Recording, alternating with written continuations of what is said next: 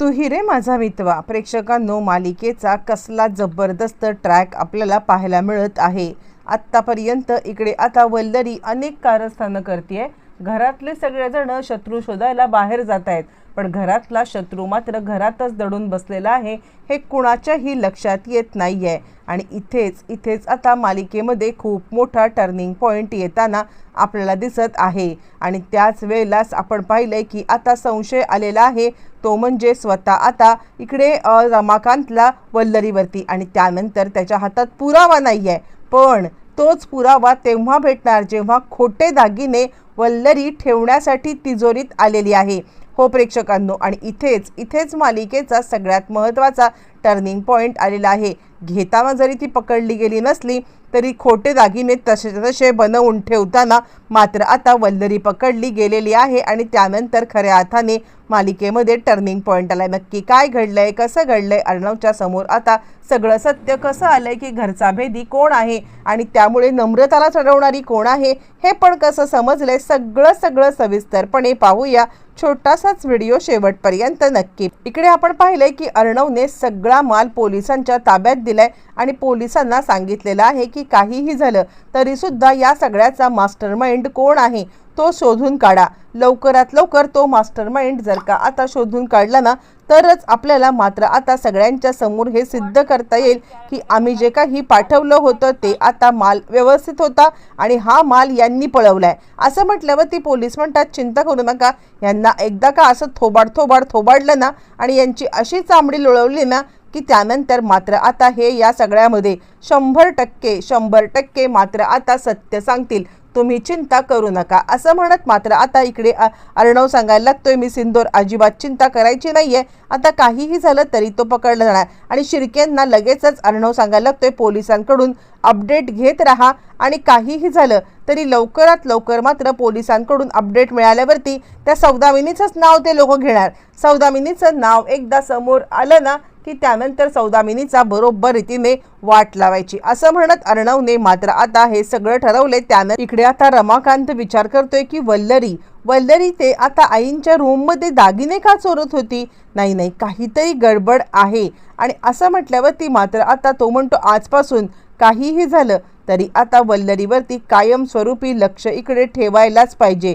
जोपर्यंत वल्लरी नक्की आता दागिने घेऊन कुठे गेली, काय केली आणि हे मला जोपर्यंत कळत नाहीये आणि तोपर्यंत मी गप्प बसणार नाही। पण त्याने पाहिलेलं असतं ते म्हणजे उदयकांतला दागिने देण्यात, आणि त्याचमुळे त्याला आता प्रश्न पडलाय की उदयकांतला दागिने देण्यामागे वल्लरीचं काय काम असू शकतं। नाही काहीतरी गडबड आहे। आणि त्यानंतर मग आता वल्लरी निघालेली आहे ज्वेलरी शॉपमध्ये आणि ती आता विचार करते की मी या सगळ्यामध्ये हे दागिने खोट्या पद्धतीने सगळे आता बनवून घेणार आणि काहीही झालं तरी हे दागिने मात्र आता पुन्हा आईंच्या रूममध्ये ठेवले की मी एकदा सुटले। असं म्हणत मात्र आता वल्लरीने या सगळ्यामध्ये ते दागिने जे काही आणलेले असतात म्हणजे खोटे दागिने बनवायचे असतात त्यासाठी मात्र आता वल्लरी गेलेली आहे, ती म्हणजे इकडे ज्वेलरी शॉपमध्ये। जाता आता वल्लरीच्या डोक्यामध्ये एक विचार आलाय, थोडे दागिने काढले काय आणि सगळे दागिने खोटे ठेवले काय, माझ्यावरती कुणाला संशय येणार आहे ते काही नाहीये। आत्तापर्यंत जेवढे दागिने काढले तेवढे सगळेच्या सगळे मी आता उदयकांतला देऊन टाकलेले आहेत, पण आत्ता नाही, आता हे दागिने मला मात्र या सगळ्यामध्ये लवकरात लवकर आता हे करायला पाहिजेत, म्हणजे त्यातले थोडेफार अजून दागिने घेते आणि मग त्यानंतर बनवते आहे काय आणि नाही काय। असं म्हणत मात्र आता वल्लरी ते दागिने घेते, दागिने घेऊन ती आता तिकडून ते म्हणजे खोटे दागिने बनवण्यासाठी सोनाराच्या दुकानात चालले। पण वल्लरीवर ते पूर्णपणे लक्ष ठेवून असलेला रमाकांतने पुन्हा एकदा पाहिले की वल्लरीने दुसऱ्यांदा दागिने काढलेत। आणि त्यानंतर मात्र आता रमाकांत विचार करतो, ते काही नाहीये, मला आत्ताच्या आत्ता हिच्या मागे जायला पाहिजे, ही बाई कुठे जाते काय जाते, त्या दिवशी हिने आता उदयकांतला दागिने दिलेले होते, पण आज परत दागिने घेऊन ही कुठे चालले आणि उदयकांत आणि हिचा संबंध काय, ते काही नाहीये। मला आता या सत्यापर्यंत जोपर्यंत पोहोचायचं आहे तोपर्यंत मी गप्प बसणार नाहीये। असं म्हणत रमाकांत मात्र घरी कुणालाच न सांगत तिकडून आता निघालेला आहे। बरं, तोपर्यंत अर्णवला पत्ता लागले, पोलिसांनी आता अर्णवला सांगितलेलं आहे की तुमचा शंका खरी आहे, त्या गुंडांना मात्र आता आम्ही पकडलंय आणि गुंडांना पकडल्यावरती त्यांनी आता आपला गुन्हा कबूल केलेला आहे। गुन्हा कबूल करून आता त्यांनी सांगितलंय की हो, आम्हाला हे पैसे देण्यात आले होते, ते म्हणजे सौदामिनी देशमुख यांच्याकडून। आणि त्यावरती अर्णव आता लगेचच ते सगळे ट्रक घेऊन आलेला आहे, ते म्हणजे ती आता कॉम्पिटिशनच्या मालकांकडे। आणि ज्या वेळेला ते घेऊन आलाय आणि त्यावेळेला सौदामिनी देशमुख यांनी आमचे ट्रक चोरले होते आणि त्यामुळे आमची एंट्री इथून रिजेक्ट करण्यात आली होती, हे आता त्या ठिकाणी येऊन अर्णवने सांगितलंय। मग त्यानंतर अर्णवची एंट्री मात्र फिक्स झालेली आहे प्रेक्षकांनो। आणि इकडे आता अर्णवची एंट्री झाली आणि त्याचबरोबर आकाश टेक्सटाईल म्हणून आता जी काही इकडे तिने नम्रताने एंट्री टाकले ती पण एंट्री फिक्स झाली। आता एकाच वेळेला एकाच घरातून 2 एंट्री जाणार असतात। बरं, हे सगळं होत मामी खोटे दागिने बनवून घेऊन आलेली आहे। मामी ज्या वेळेला खोटे दागिने बनवून घेऊन येते आणि त्याच वेळेला मात्र आता इकडे सांगायला लागतो मामा तिला, काय ग म्हणजे आता कुठे गेली होतीस? यावरती ती म्हणते झालं म्हणजे तुम्हाला मात्र आता त्या रमाकांतचं हे लागला की काय? यावरती तो म्हणतो काय बोलतेस तू? आणि तू रमाकांत काय बोलतेस, भाऊजी आहेत ना ते? यावरती ती सांगायला लागते भाऊजी असतील तुमचे, मी नाही त्याला भाऊजी बिनी मानत। मुळातच आता इकडे तुमच्या ताईच्या सोबत इतकं काही घाणेरडं कृत्य करून सुद्धा तुम्ही भाऊजी भाऊजी भाऊजी म्हणून त्यांच्या मागे जे काही फिरताय ना ते मला अजिबातच आवडत नाहीये। आणि असं म्हटल्यावरती मात्र आता इकडे लगेचच सांगायला लागते, ते म्हणजे तो सांगायला लागतो हे बघ जरा शांत बस, तुला कधीपर्यंत ताईचा तर पुळका नव्हता आणि आत्ता काय झालं? ती विचार करते ह्या माणसाच्या, आणि काहीही झालं तरी हे पहिले दागिने आतमध्ये टाकू दे, म्हणजे आता या माणसाला काहीही बोलायचे ते बोलू दे। असं म्हटल्यावरती मात्र आता लगेचच ती सांगायला लागते बाद झालं, मला आता उगाचच काहीतरी वाद घालायचा नाहीये तुमच्यासोबत आणि आता तुमच्यासोबत विषय सुद्धा वाढवायचा नाहीये। असं म्हटल्यावरती मात्र आता तो म्हणतो अगं मी विषय वाढवतोय? विषय तू वाढवतीयस, मला कळत नाहीये की आता तू गेलेलीस तरी कुठे आणि बराच वेळ गेलेली होतीस। यावरती ती म्हणते तुम्ही जा बरं। आणि त्यावेळेला मामा तिच्या हातामध्ये असलेली एक बॅग पाहतो, पण आणलं असेल तिने काहीतरी असा विचार करत आता मामा विशेष काही बोललेला नाहीये। पण त्याच वेळेला मात्र आता इकडे ती विचार करते नाही या माणसापासून लपून छपून पहिले दागिने मला ठेवू दे। तोपर्यंत अर्णव घरी आले आणि त्यानंतर अर्णव आता घरच्या सगळ्यांना या गोष्टीच्या बद्दल सांगण्यासाठी तयार झालेला आहे।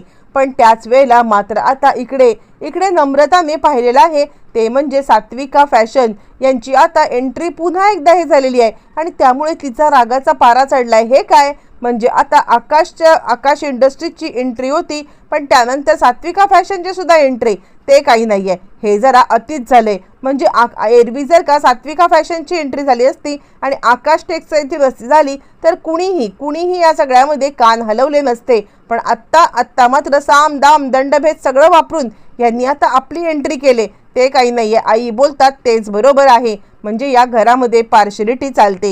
हे सगळं चालू असताना सगळ्यांना आवाज, आणि आता तोपर्यंत रमाकांत सगळ्यांना बोलवत आहे, पण तितक्यात आकाश आले आणि त्यानंतर मात्र आता आकाश म्हणतो दादा कॉंग्रॅच्युलेशन्स, मला कळलेलं आहे की आता तुझी एंट्री फिक्स झालेली आहे। आणि त्यावरती मग आता इकडे लगेचच तो सांगायला लागतो ठीक आहे, मी काय करतो माहितीये का, आता ही एंट्री मी मागे घेतो। यावरती तो म्हणतो नाही तू कशाला हे सगळं काय करतोयस? यावरती नम्रता म्हणते पण मला या सगळ्यामध्ये एंट्री द्यायची आहे। असं म्हटल्यावरती अर्णव म्हणतो तेच मी सांगतोय ह्याला की कोणत्याही प्रकारे तुला एंट्री काढायची काहीच गरज नाहीये, तू आता तुझी एंट्री ठेव, आपण दोन्ही कंपनीच्या मिळून आता एकत्रच एंट्री भरूया।